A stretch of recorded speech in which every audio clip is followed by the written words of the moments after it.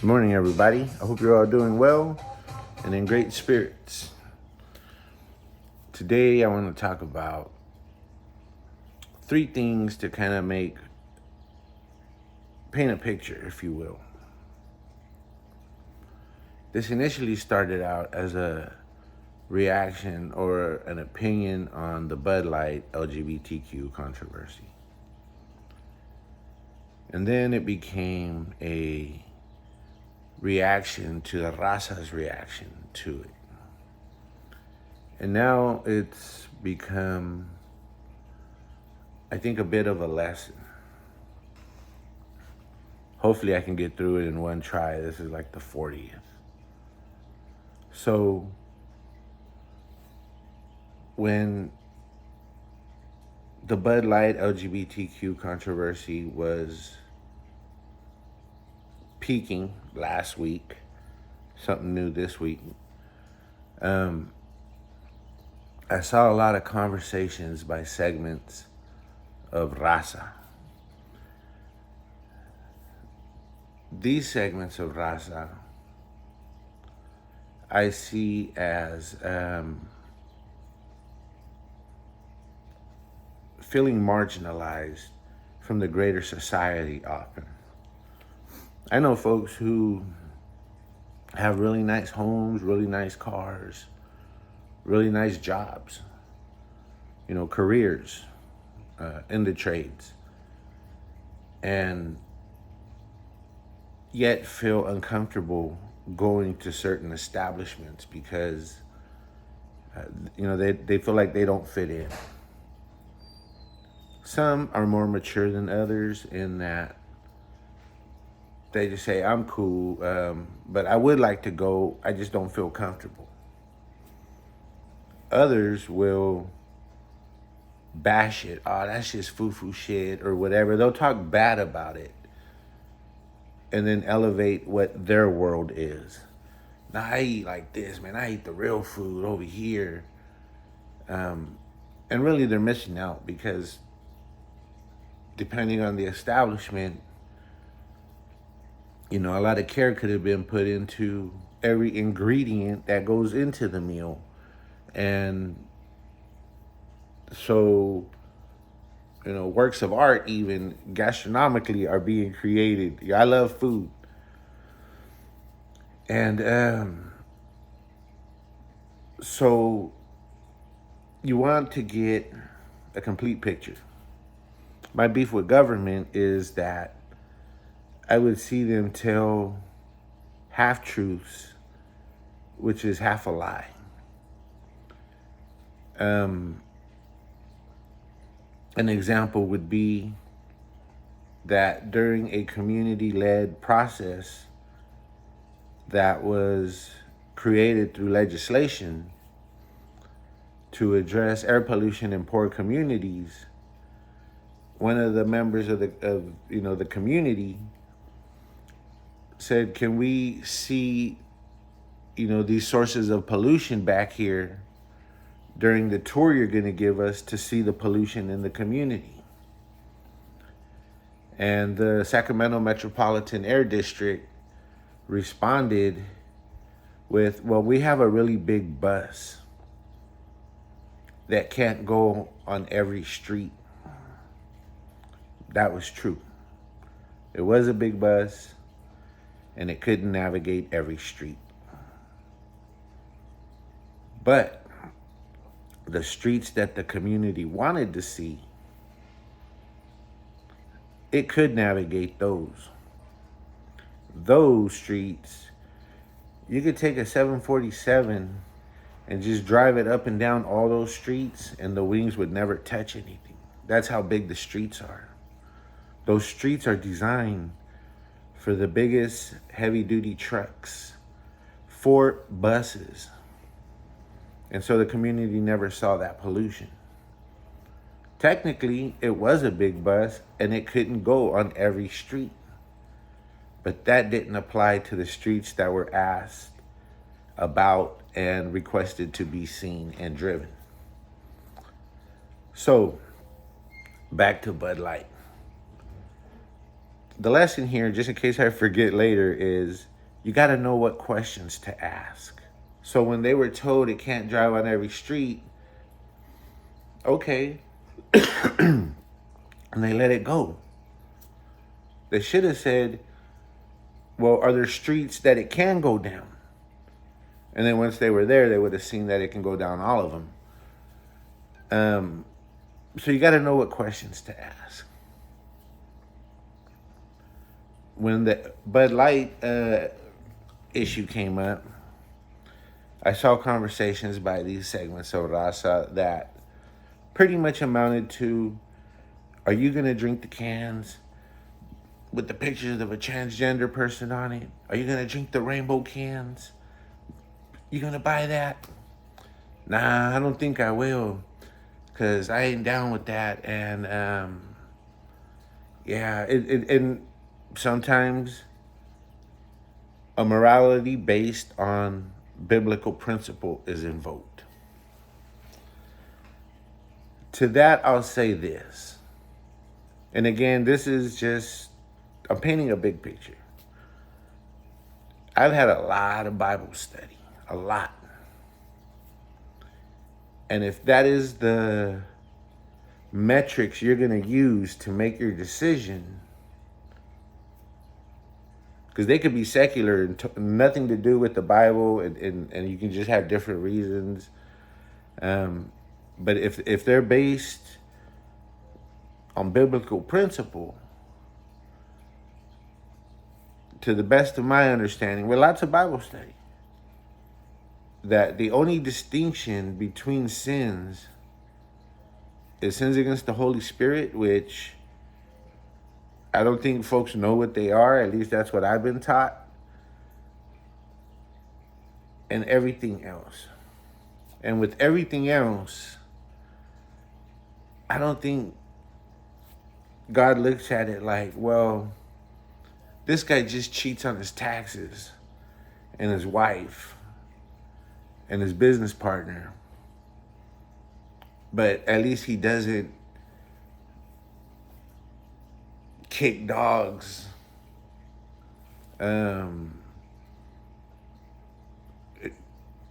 pollute waters for profit, and scam people. But that dude's better than that one because that one has these sexual preferences. I don't think it works like that, to the best of my understanding, and I'll leave that there. Back to the secular world. The cans label never changed. What I was told is that this content creator, Dylan Mulvaney, made a video indicating their preference and love for Bud Light. Bud Light appreciated that and made a can with her picture on it and sent it to her. The labels never changed. I went and looked. I never saw them. And there wasn't plans for them to go on shelves. So already having whole conversations about, are you going to drink the cans with the label? Where do you buy the cans? That's crazy. It was founded on nothing. It was just a meaningless conversation in a way, because that wasn't even happening. And again, when it went to this morality-based discussion,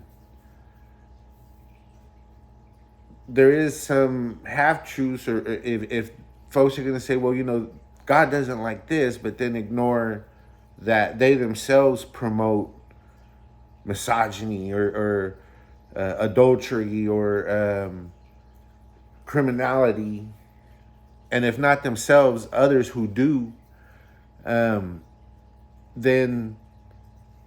they're not giving you the complete picture either if they're going to be speaking about biblical-based moralities. The third part of the conversation was that Bud Light took a drop in sales,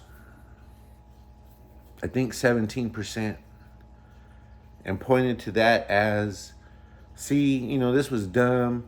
Look at, they're losing all these sales. There's two parts to that.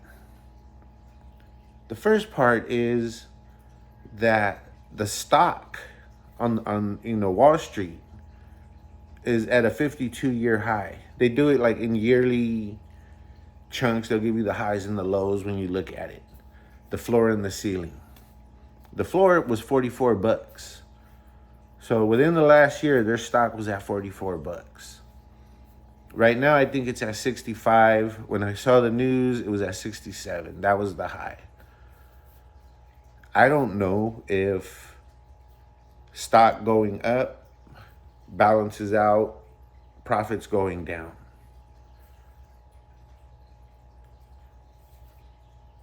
Bud Light is a brand. So I don't know if the stock is specific to Bud Light or the brand itself, or the parent company.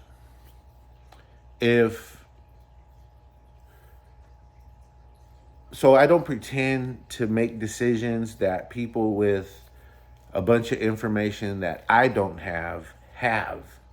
They have people making probably millions just to inform them of what they need to know to make a decision. I don't have that information. So it could have been a good business decision, and the people on leave are really on vacation, and it's just political smoke. They'll be back. The other thing I saw was that as Bud Light went down in sales, Coors Light and Miller Lite went up. And that spoke to me about the herd mentality. People seeing something move and then running with it for fear of standing out or getting left out. The truth is that both of those other beer brands, Coors Light and Miller Lite, have had commercials and stances that are also pro-LGBTQ. So it doesn't make sense for me to punish you by going to someone else who's going to treat me the same way you did, which is what I'm trying to punish you for. Did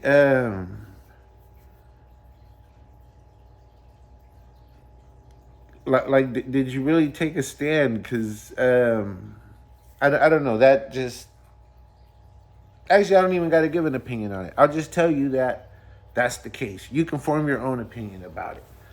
Those other companies have a pro, they've had ads that are pro LGBTQ, and it was not an issue for these folks who are leaving Bud Light for having a pro LGBTQ position. And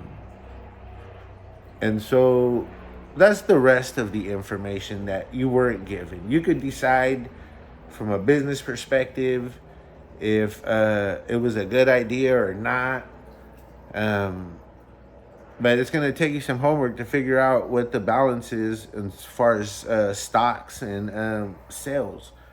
And if the parent company also owns Miller and Coors, I don't know if they do or don't, then they just came up all around, man, and that's the real and that's the stuff like people don't even see because they heard it. They just ran one way and talked about things one way because they thought those were the ways they had to talk about it.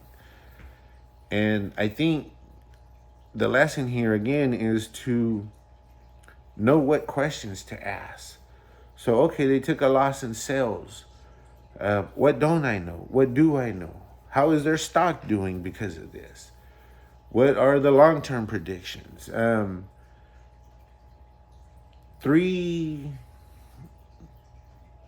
1-week storm, which is seemingly already passed, isn't going to make or break a company that has been in business forever. It'll be interesting to see how it plays out. I'll say that me personally, I remember in the probably the late '80s, me and my friends, we would drink Coors. No, not Coors. Budweisers. Budweisers were our beer. Everybody drank Budweiser. Late '80s.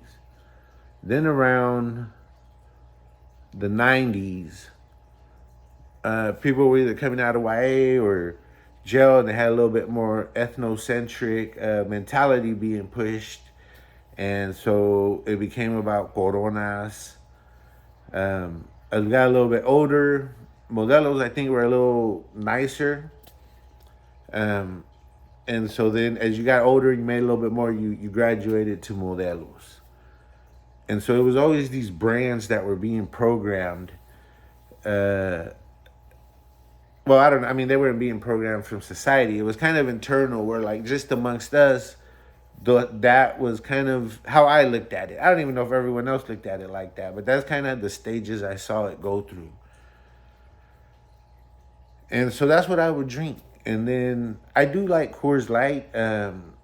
I was in Hawaii one time, and we were at a hotel, and the Hawaiians, like, they would rent a room on the weekend and just kick it all night and drink. And they were up late, so I went out there and drank with them, and it was cool. Towards the morning, I went, but I liked the Coors Light, and I saw that they could drink like all night if it was Coors Light.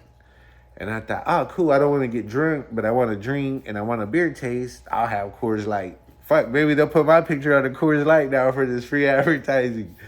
So I liked them. And then one day, I saw this label on the independent brewery beer. And I got it because of the label. I thought the label looked cool. And then it got to a point where I bought this binder, and I wish I had it right here so I could show it to you. You know what? Hold on. Let me grab it.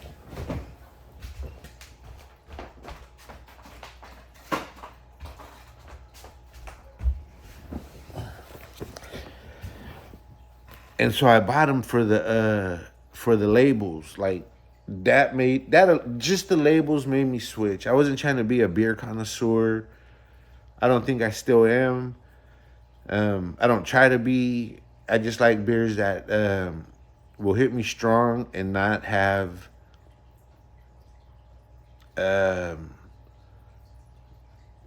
like it won't make me feel bad. Like if you drink an OD, that shit might make me feel bad. But these won't. And so the labels themselves made me switch from, $14, $15 12 packs to 17 to like $35 12 packs. This one right here is probably like $18, but check out the labels. That was on the beer can right there. I'm surprised these ain't selling out right now because of the basketball game.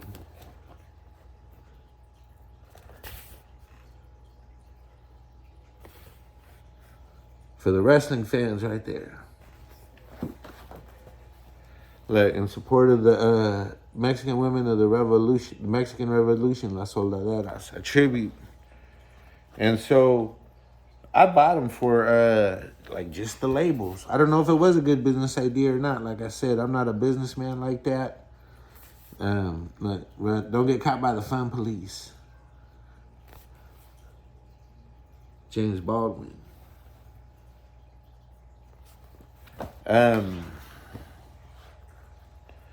So I've even gotten them with rainbows and unicorns. Shit, I don't care. I'll drink them like that. Instead of being worried that people are going to see me drinking a beer can with a rainbow unicorn, I'm like, damn, these fools tell me what the kind of hops they use, what kind of grist they use, what kind of yeast they use. I don't even know what grist is.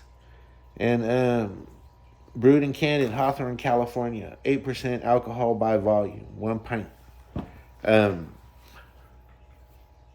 So again, and I see that with, people who go to dispensaries, they tell me that the packaging on the, you know, the cannabis they buy has these kind of labels on them now, drawings and like just cool labels that people want to collect for the, like the little artwork. And so they I think I got, look, I still got these right here as a gift for somebody. They're for Lady Miss Margaret in West Oakland. So yeah, the labels could be a good idea if they did or didn't. I don't know what they weren't planning to do it. That's the point. Sorry, I got all distracted. That's the point. They made one can, and whole conversations were had about the labels changing. Whole conversations were had about how it was a bad business idea because of the downturn in sales, but with a very, very narrow view.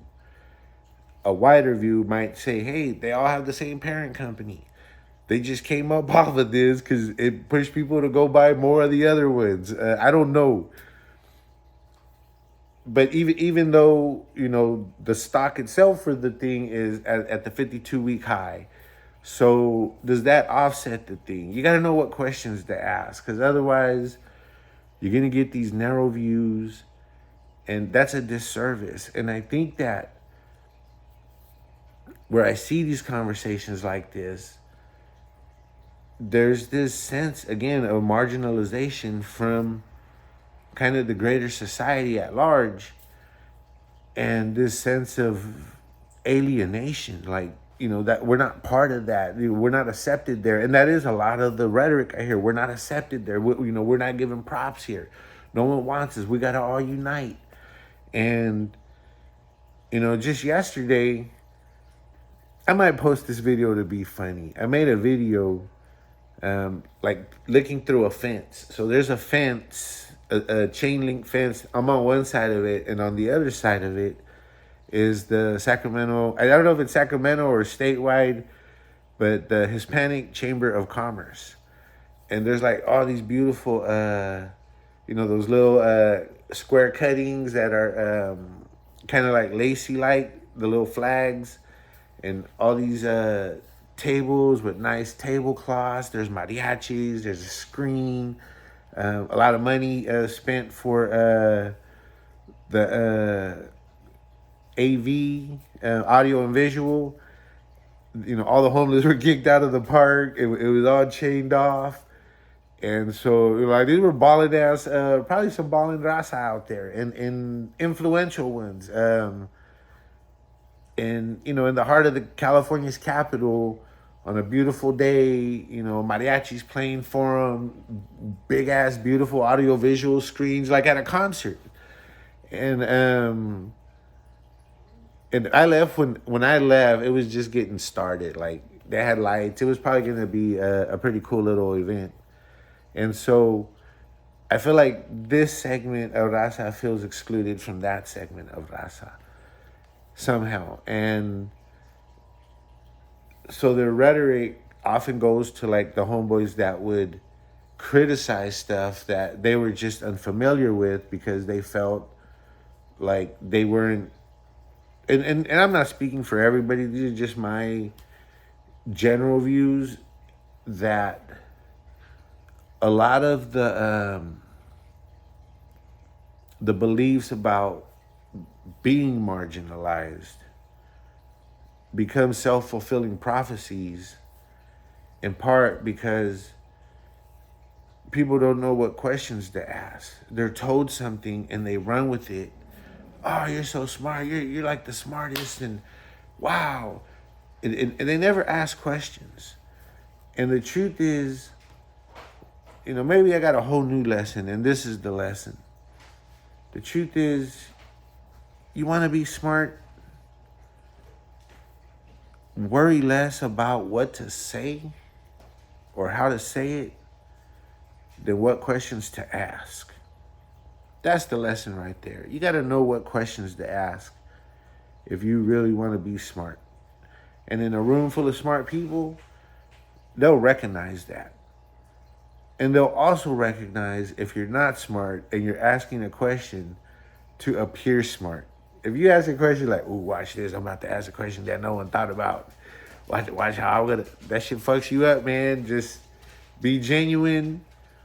Know what questions to ask, and that's the lesson today. Have a good one.